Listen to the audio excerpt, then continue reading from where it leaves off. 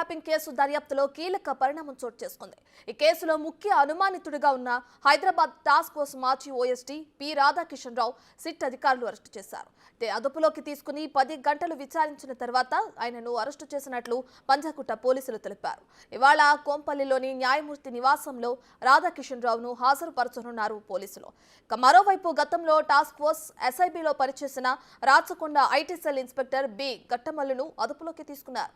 ట్యాపింగ్తో పాటు బలవంతపు వసూళ్లతో వీరి పాత్రపై ఆరా తీస్తున్నారు.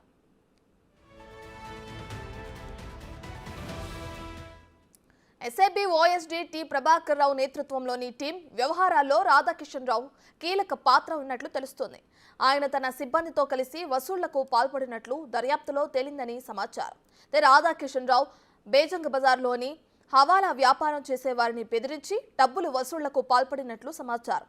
వీళ్లు టార్గెట్ చేసిన వారిలో బడా బిల్డర్లు, జ్యువెలరీ దుకాణాల యజమానులు, రియల్టర్లతో పాటు ప్రముఖ వ్యాపారులు ఉన్నారు. ప్రణీత్రావు ఇచ్చే సమాచారంతో రంగంలోకి దిగే రాధాకిషన్ రావు సైన్యం ఓ పార్టీ కోసం విరాళాలతో పాటు తమ బాస్ల కోసం పెద్ద మొత్తంలో మామూళ్లు వసూలు చేశారు.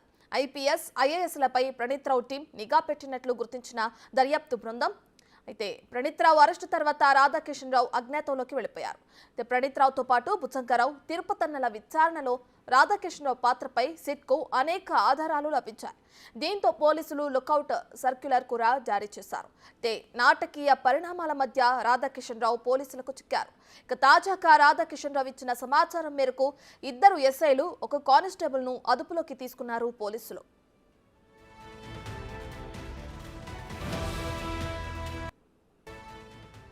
ఈ కేసులో గట్టమల్లుతో పాటు మరో 3 టాస్క్ ఫోర్స్ పోలీసులను అదుపులోకి తీసుకున్నారు దర్యాప్తు బృందం. అదుపులో ఉన్న గట్టమల్లు అటు ప్రభాకర్ రావుకు, ఇటు రాధాకిషన్ రావులకు సన్నిహితుడని తెలుస్తోంది. ప్రభాకర్ రావు ఉమ్మడి నల్గొండ ఎస్పీగా పనిచేస్తున్నప్పుడు ఇతను చౌటుప్పల్ సర్కిల్ ఇన్స్పెక్టర్గా పనిచేశాడు. రాధాకిషన్ రావు హయాంలో హైదరాబాద్ టాస్క్ ఫోర్స్ ఇన్స్పెక్టర్ గాను విధులు నిర్వర్తించాడు. ఇక్కడ నుంచి మళ్లీ ప్రభాకర్ రావు నేతృత్వం వహిస్తున్న ఎస్ఐబిలోకి వెళ్లాడు. ఇటీవల అరెస్ట్ అయిన అదనపు ఎస్పీ తిరుపతన్న టీంలో చురుకుగా వ్యవహరించాడని సిట్ చెప్తోంది. ఈ 2 విభాగాల్లోనూ గట్టమల్లు బలవంతపు వసూళ్లకు పాల్పడ్డాడని అధికారులు ఆరోపిస్తున్నారు. అలాగే టాస్క్ ఫోర్స్ లో పనిచేస్తున్న 4 అధికారులను పిలిచి విచారించి వాంగ్మూలాలు నమోదు చేశారు. వీళ్లు రాధాకిషన్ రావు హయాంలోని టాస్క్ ఫోర్స్ లోనే పనిచేయడంతో వీరి పాత్రపై ఆరా తీస్తున్నారు సిట్ అధికారులు. వీరి సెల్ ఫోన్లు స్వాధీనం చేసుకుని విశ్లేషిస్తోంది.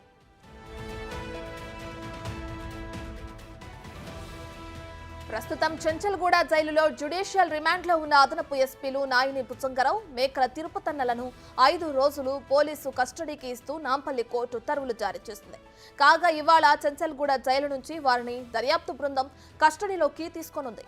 ఉస్మానియాలో వైద్య పరీక్షల అనంతరం బంజారాహిల్స్ పోలీస్ స్టేషన్లో వీరిని విచారణ చేయనున్నారు. 5 రోజుల పాటు కస్టడీలో బుచ్చంకరావు, తిరుపతన్నను దర్యాప్తు బృందం విచారించనుంది. మరోవైపు ప్రణీత్రావు అదనపు కస్టడీ పిటిషన్ను మాత్రం న్యాయస్థానం కొట్టేసింది. ఫోన్ ట్యాపింగ్ కేసులో అరెస్ట్ అయిన అదనపు ఎస్పీలు బుచ్చంకరావు, తిరుపతన్నలను ఉన్నతాధికారులు సస్పెండ్ చేశారు.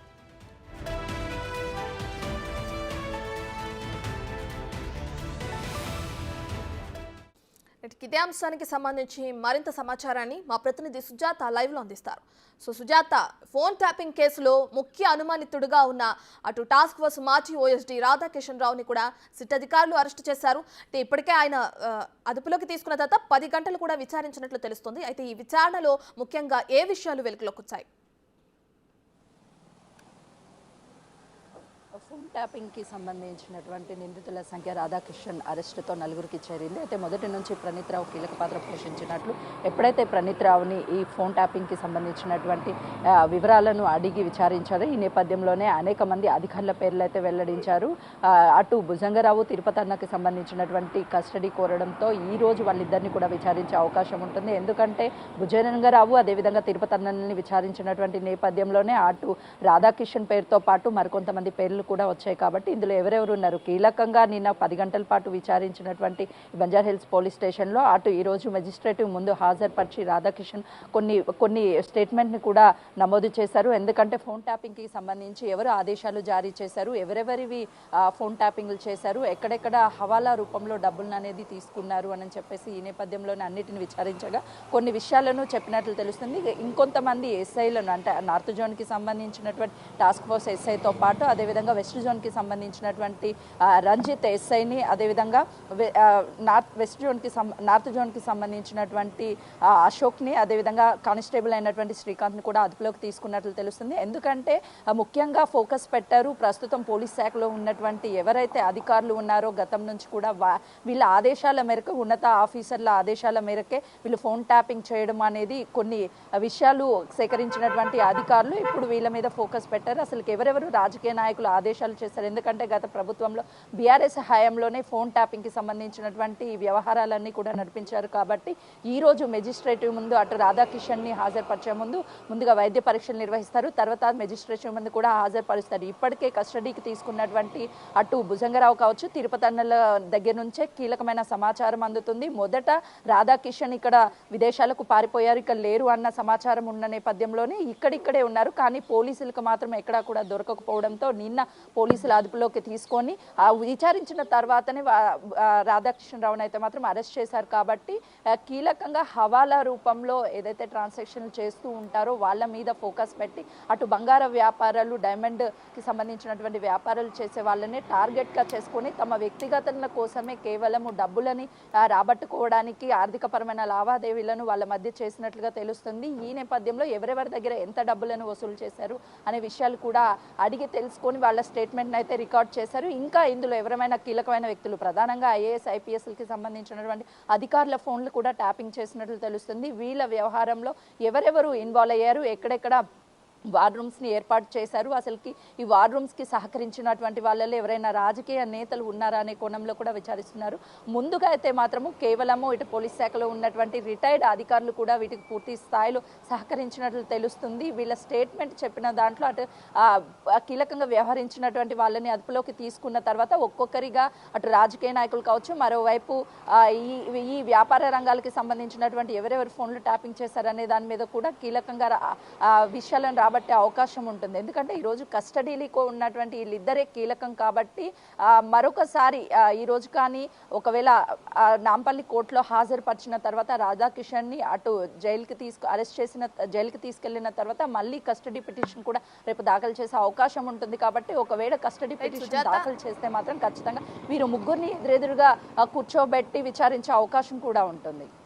రైట్ సుజాత, అయితే 10 గంటల విచారణ తర్వాత అటు రాధాకిషన్ రావు ఇచ్చిన సమాచారం కూడా ఏమైనా ఉందంటే ఒక ఇద్దరు ఎస్ఐలు, ఒక కానిస్టేబుల్ను కూడా అదుపులోకి తీసుకున్నారని కూడా తెలుస్తుంది. అయితే దీనికి సంబంధించిన డీటెయిల్స్ ఏమైనా తెలిసినాయా సుజాత? వెస్ట్ జోన్కి సంబంధించిన టాస్క్ ఫోర్స్ ఎస్ఐగా పనిచేసినటువంటి అటు వ్యక్తితో పాటు నార్త్ జోన్కి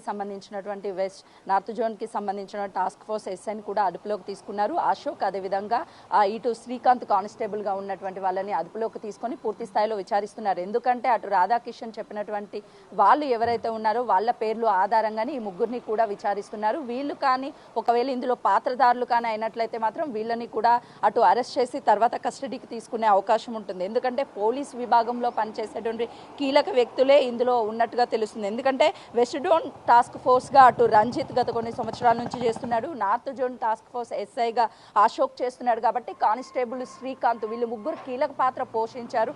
అటు ఎవరైతే వాళ్ళకి సహకరించడంతో ఈ ఫోన్ ట్యాపింగ్కి సంబంధించినటువంటి వివరాలు ఎప్పటికప్పుడు చేరవేయాలి అంటూ ఉన్నతాధికారుల ఆదేశాల ప్రకారమే, అంటే రాధాకిషన్కి సంబంధించినటువంటి వ్యక్తులుగా గుర్తించి ఆయన చెప్పినటువంటి విచారణలో భాగంగానే వీళ్ళ ముగ్గురు పేర్లు తెర మీదకి రావడంతో వీళ్ళ ముగ్గురిని కూడా ప్రస్తుతం పోలీస్ స్టేషన్లో అయితే మాత్రం విచారిస్తున్నారు. వీళ్ళని తెర మీదకి రాకుండా కేవలం విచారణలో కానీ వీళ్ళ పాత్ర కీలకమని తెలిస్తే మాత్రం వీళ్ళని కూడా అరెస్ట్ చేసే అవకాశం ఉంటుంది. తర్వాత మెజిస్ట్రేటివ్ ముందు హాజరుపరిచి, అంటే ఒక ఎస్ఐకి సంబంధించినటువంటి స్థాయిలో ఉన్నారు అంటే పైన ఉన్నటువంటి అధికారులు ఎవరైతే ఆదేశాలు జారీ చేశారో ఆ ఉన్నత అధికారులు ఎవరు అనే దాని మీద కూడా పూర్తి స్థాయిలో విచారించిన తర్వాతనే వీళ్ళని అరెస్ట్ చేసే అవకాశం ఉంటుంది. వీళ్ళతో పాటు మరికొంతమంది పోలీసులు కూడా వీళ్ళ లిస్టులో ఉన్నట్టు తెలుస్తుంది. వీళ్ళ నుంచి సమాచారం ఏ విధంగా వస్తుందో సేకరించిన అనంతరం కూడా ఇంకా మిగతా పోలీస్ శాఖలో ఉన్నటువంటి అధికారులు కూడా అదుపులోకి తీసుకునే అవకాశం ఉంటుంది.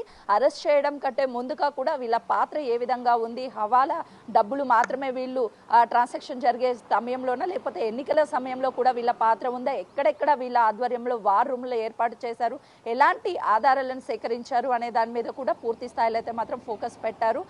ఈ ఫోకస్ పెట్టిన నేపథ్యంలోనే అనేక మంది పోలీస్ శాఖకు సంబంధించిన అధికారులు ఒక్కొక్కరిగా బయటకు వస్తున్నటువంటి పరిస్థితి ఉంది. రైట్ సుజాత, అటు చూసుకుంటే జ్యుడిషియల్ రిమాండ్లో ఉన్న అటు బుజ్జంగరావు కానీ తిరుపతన్నలను కానీ పోలీసులు కస్టడీకి తీసుకున్నారు. వాళ్ళకి వైద్య పరీక్షల అనంతరం కూడా బంజారాహిల్స్ పోలీస్ స్టేషన్లో విచారణ చేయనున్నారని కూడా తెలుస్తుంది. దీనికి సంబంధించి విచారణ ఏ విధంగా కొనసాగే అవకాశం ఉంది, ఎప్పుడు పోలీస్ స్టేషన్కి తీసుకెళ్తాం? దాదాపు 10 గంటలకి మాత్రము ఇటు తనకి వైద్య పరీక్షలు ఇద్దరికి నిర్వహించిన అనంతరం కూడా ఇటు పంజాగుట్ట లేకపోతే బంజారాహిల్స్ పోలీస్ స్టేషన్కి తీసుకొచ్చి విచారిస్తారు. ఎందుకు అనంటే వాళ్ళు కీలకంగా ఉన్నటువంటి వ్యక్తులు కాబట్టి ప్రణీత్ రావుకి సంబంధించి విచారణ చేసిన అనంతరం కూడా వీళ్ళిద్దరి పేర్లు తెర మీదకి రావడంతో వీళ్ళిద్దరిని దాదాపు కొన్ని గంటల పాటు విచారించిన తర్వాత వాళ్ళని కస్టడీకి తీసుకోవడము, అదేవిధంగా కస్టడీకి కోర్టునికి కోరడంతో ఈ కస్టడీలో భాగంగా అసలు వీళ్ళు ఎవరెవరి విషయాలను బయటకు పెడతారు అనేది మాత్రము చాలా ఇంట్రెస్టింగ్గా మారిందనే చెప్పుకోవచ్చు. కీలకంగా మొదటి నుంచి అంటే గత ప్రభుత్వము బీఆర్ఎస్ హయాంలోనే ఈ ఫోన్ ట్యాపింగ్లు జరిగాయనని అప్పుడు ప్రతిపక్షంలో ఉన్నటువంటి ప్రస్తుత సీఎంగా ఉన్నటువంటి రేవంత్ రెడ్డి స్వయాన చెప్పారు. కానీ అప్పుడు ఎవరు కూడా అధికారులు పట్టనట్టుగా వ్యవహరించారు. ఎందుకంటే ఆ అధికారులు ఉన్న టైంలోనే వాళ్ళు మాత్రమే ఈ ఫోన్ ట్యాపింగ్ చేశారు కాబట్టి ప్రభుత్వం కాపాడుకుంటూ వచ్చింది.